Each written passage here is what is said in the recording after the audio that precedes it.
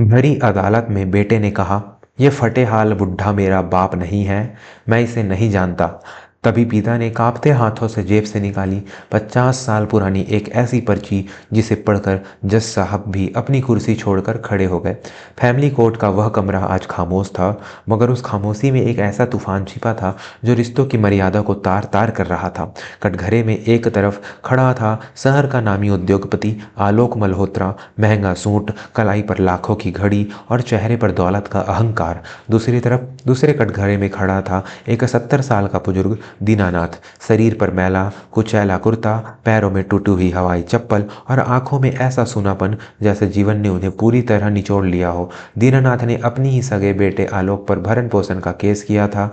यह लड़ाई पैसों की नहीं बल्कि अस्तित्व की थी, लेकिन आलोक के वकील मिस्टर खन्ना ने शुरुआत ही बेहद आक्रामक तरीके से की।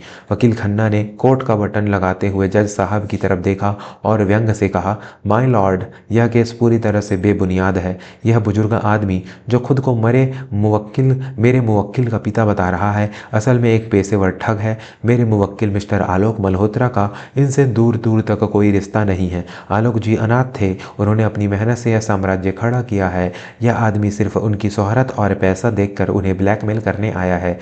कोर्ट में बैठी भीड़ ने खुसुर फुसुर शुरू हो गई। एक पिता को उसका ही बेटा पहचानने से इनकार कर दे, कलयुग का इससे विभत्स रूप और क्या हो सकता था। दीनानाथ की आंखों में आंसू बहकर उनकी सफ़ेद दाढ़ी में जज्ब हो रहे थे। उन्होंने आलोक की तरफ देखा, शायद उस पथराई आंखों में थोड़ी शर्म बची हो, लेकिन आलोक ने नजरें फेर ली। उसे अपनी इज्जत की परवाह थी, उसने अपने बूढ़े बाप की नहीं। जज साहब, जो एक बेहद तजुर्बेकार और गंभीर व्यक्ति थे, उन्होंने चश्मा ठीक करते हुए दीनानाथ की ओर देखा। "बुजुर्गवार, क्या आप सुन रहे हैं? प्रतिवादी का कहना है कि आप उनके पिता नहीं हैं। क्या आपके पास कोई सबूत है जो यह साबित कर सके कि आलोक आपका ही बेटा है? कोई राशन कार्ड, कोई जन्म प्रमाण पत्र, कोई स्कूल का रिकॉर्ड?" दीनानाथ ने अपने कांपते हुए हाथ जोड़े, उनका गला रुंध गया था। "जज साहब, मैं गांव का एक अनपढ़ किसान हूँ। बाढ़ में हमारा घर बह गया था। सारे कागजात, राशन कार्ड सब उसी पानी में बह गए। मेरे आस पास आज कोई सरकारी कागज नहीं है जो साबित कर सके कि ये मेरा खून है। लेकिन..." दीनानाथ ने एक पल के लिए आलोक की आंखों में देखा। "लेकिन क्या बाप होने का सबूत सिर्फ कागजों में होता है साहब? मेरी उंगली पकड़कर इसने चलना सीखा है, मेरी छाती पर सोकर इसने रातें गुजारी हैं।" आलोक के वकील ने तुरंत टोका, "ऑब्जेक्शन माय लॉर्ड, अदालत भावनाओं से नहीं सबूतों से चलती है। अगर इनके पास कोई दस्तावेज नहीं है तो यह साबित होता है कि यह झूठ बोल रहे हैं। यह आदमी बस एक नाटक कर रहा है। मैं दरख्वास्त करता हूँ कि इस फर्जी केस को खारिज किया जाए और इस आदमी को ब्लैकमेलिंग के जुर्म में जेल भेजा जाए।"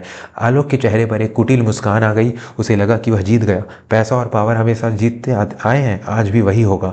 दोस्तों, कहानी में आगे क्या हुआ और दीनानाथ ने ऐसा क्या किया जिसने पूरे कोर्ट को हिला कर रख दिया? यह जानने से पहले अगर आप भी अपने माता पिता को भगवान से बढ़कर मानते हैं तो चैनल को अभी सब्सक्राइब करें और वीडियो को लाइक करना न भूलें।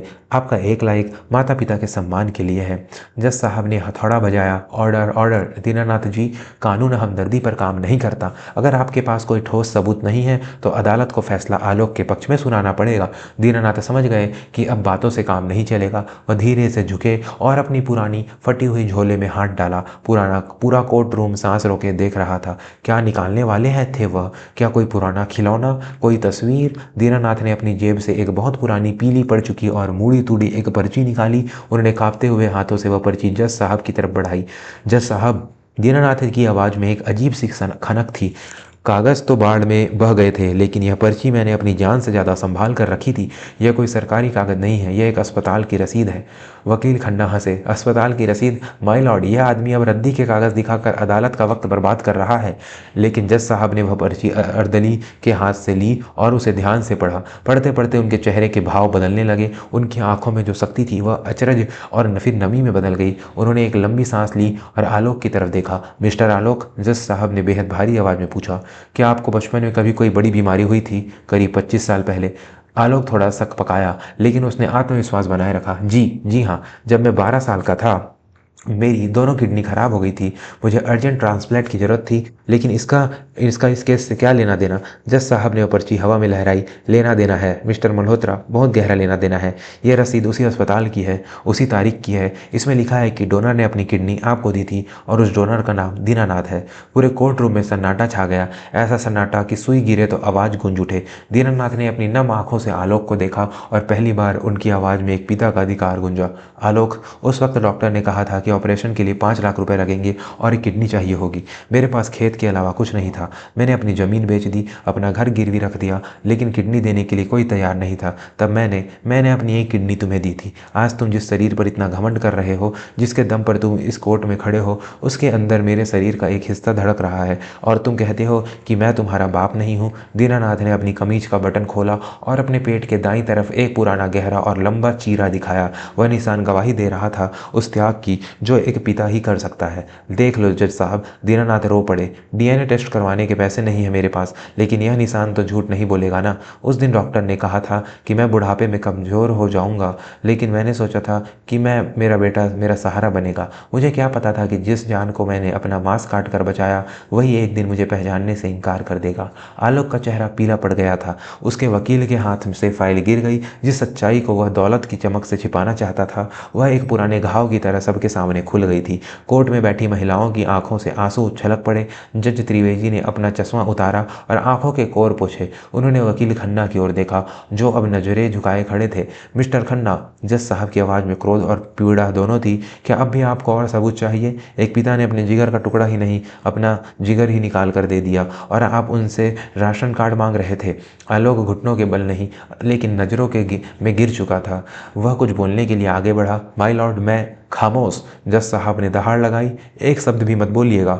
यह अदालत रोज न जाने कितने मुकदमे देखती है, लेकिन आज इस अदालत ने इंसानियत को शर्मसार होते हुए देखा है। एक बेटा इतना कृतज्ञ कैसे हो सकता है? मित्रों, दीनानाथ के इस त्याग के अगर आपकी आंखों में भी आंसू ला दिए हैं, तो आगे का फैसला सुनने से पहले चैनल को सब्सक्राइब जरूर करें। यह कहानी हर उस घर तक पहुंचनी चाहिए जहां बुजुर्गों का अपमान होता है। जज साहब ने फैसला सुनाना शुरू किया।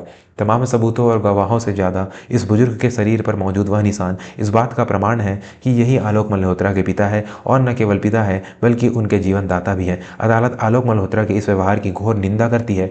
जज साहब ने कलम उठाई और सख्त लहजे में कहा, अदालत आदेश देती है कि आलोक मल्होत्रा अपनी पूरी संपत्ति का 50% हिस्सा आज और अभी अपने पिता श्री दीनानाथ के नाम करेंगे। इसके अलावा वह अपने पिता से माफ़ी मांगेंगे और ताउम्र उनकी सेवा करेंगे। और अगर कभी भी दीनानाथ जी ने शिकायत की कि उन्हें इज्जत नहीं मिल रही है, तो आलोक मल्होत्रा को धोखाधड़ी और बुजुर्गों के शोषण के आरोप में जेल की सजा सुनाई जाएगी।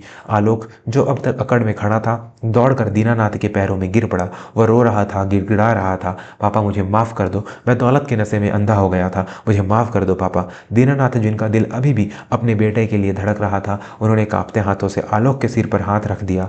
एक पिता कभी अपने बच्चों से नफरत नहीं कर सकता, चाहे संतान कितनी भी नालायक क्यों ना हो। दीनानाथ ने उसे उठाया और गले से लगा लिया। कोर्ट रूम में तालियों की गड़गड़ाहट से गूंज उठा। लेकिन यह जीत दीनानाथ की नहीं थी, यह जीत थी उन संस्कारों की, उस त्याग की जो माता पिता अपनी औलाद के लिए करते हैं। इस कहानी से हमें यह सीख मिलती है कि दुनिया में आप कितना भी पैसा कमा लें, कितनी भी शोहरत हासिल कर लें, लेकिन अगर आपके माँ बाप आपसे खुश नहीं हैं, तो आपकी सारी दौलत मिट्टी के बराबर है। माता पिता का स्थान सब भगवान से भी ऊपर होता है, क्योंकि भगवान तो सुख दुख दोनों देते हैं, लेकिन माता पिता अपने बच्चों को दुख खुद ले लेते हैं और उन्हें सिर्फ सुख देते हैं। अगर यह कहानी आपके दिल को छू गई हो तो कमेंट में माँ बाप जरूर लिखें और इस वीडियो को अपने दोस्तों और परिवार के साथ शेयर करें। और हाँ, ऐसी ही भावुक और प्रेरणादायक कहानियों के लिए चैनल को सब्सक्राइब करना बिल्कुल ना भूलें। मिलते हैं अगली कहानी में, तब तक के लिए अपने माता पिता का ख्याल रखें। धन्यवाद।